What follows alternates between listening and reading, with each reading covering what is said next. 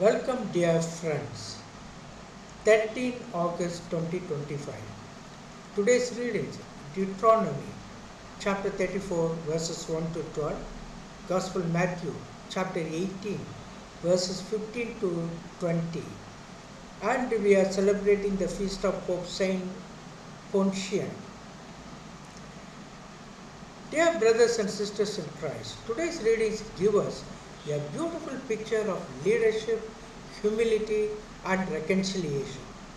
In Deuteronomy 34, we see Moses, God's faithful servant, standing on Mount Nebo, looking over the promised land. He had led God's people for 40 years but would not enter himself. In Matthew 18, Jesus teaches us the importance of restoring relationships in the community of faith, dealing with the differences with love, patience, and humility. And today, the church remembers a Pope, Saint Pontian, a shepherd who suffered exile for his faith, yet remained faithful till the end.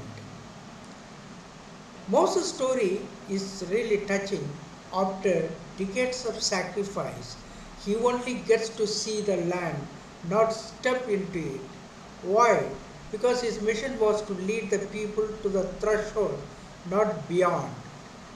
Sometimes a God calls us to prepare the way for others, even if we do not see the full fruits of our labor. Think of a school teacher who works with a child for years, shaping their mind and heart, but never sees them graduate from university. Or a parent who plants seeds of faith in a child who later lives it out in another place. Faithful service is not about getting credit, but finishing the race God sets for us. In Matthew chapter 18, verses 15 to 20, Jesus teaches a practical way to handle conflict. Talk to the person privately. If they don't listen, take one or two others. If still no result, bring it to the community. The goal is not to win an argument, but to win your brother or sister back. So, what do we learn from this? In God's kingdom, relationships matter more than pride. A man once had a falling out with his friend over a business deal. For years they avoided each other. One day his daughter asked, "Why don't you talk to Uncle John anymore?" That question pierced his heart. He decided to visit his friend, and they reconciled with tears. The joy of restored friendship was worth far more than the profit they had lost. Pope Pontian, who lived 230 to 235 AD, was arrested with the other Christians during persecution and sent to the mines of Sardinia.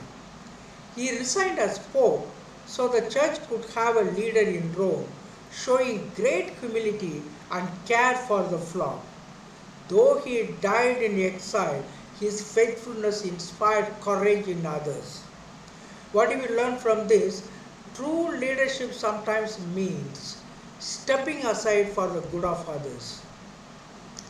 A famous story tells of two brothers who lived on neighboring farms but quarreled and stopped speaking. One day a carpenter came and asked if he could do some work. The elder brother asked him to build a fence. Instead, the carpenter built a bridge over the stream, separating their lands. When the younger brother saw it, he walked across with open arms and they embraced. This is exactly what Jesus calls us to do. Build bridges, not walls. So, dear friends, like Moses, let us serve faithfully even if we don't see the final result. Like Jesus teaches, let us seek a reconciliation before separation. Like Pope Pontian, let us lead with humility even when it costs us. God is more interested in the faithfulness of our journey than the fame of our destination. Dear friends, thank you very much for your listening. God bless you abundantly.